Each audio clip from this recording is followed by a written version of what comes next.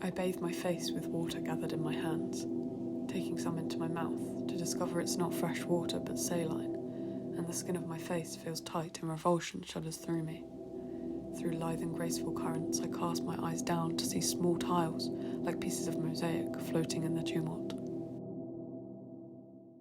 I became an atheist at the age of 11. The last conscious decision regarding my identity. These days, versions of myself filter back and forth through the membrane that is my mind.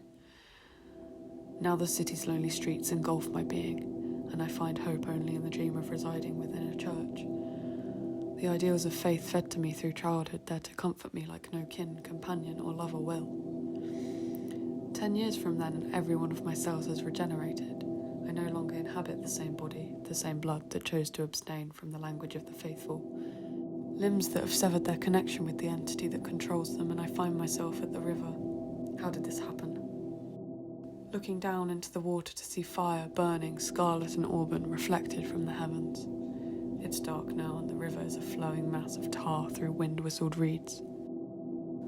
Overwhelmed by a congregation of deliberations, contemplations, reservations that intertwine like a pit of serpents, seeming to contort their way in and out of each other, conjoining and falling apart with the pull of an unconscious tide.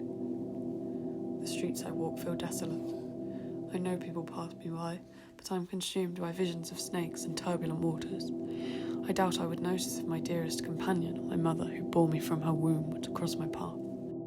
In the centre of the channel I exist where its flow is strongest, and the drag of the river on my dissociated limbs echoes the draw of my body to the sea I feel so often. I wonder if this is how it feels to be baptised as I throw my head underwater, and the pieces of mosaic form a harrowing vision before me.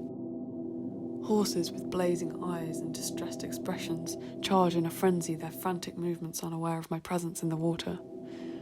Their passing me is so hysterical that their shapes become a single form of rolling eyes, flared nostrils and bared teeth.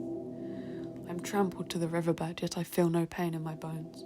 My skin is not broken. I realise I cannot see, standing up, pushing my body through the surface of the water, which shatters like glass, and salt water pours from my eyes as wine pours from a pitcher. And as my vision clears, I'm standing upright amidst the vast ocean.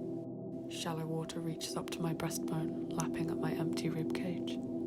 I can see no further than the reach of my own hands, yet skies rise above, bright and transcendent, and the horizon melts into their velvet grasp.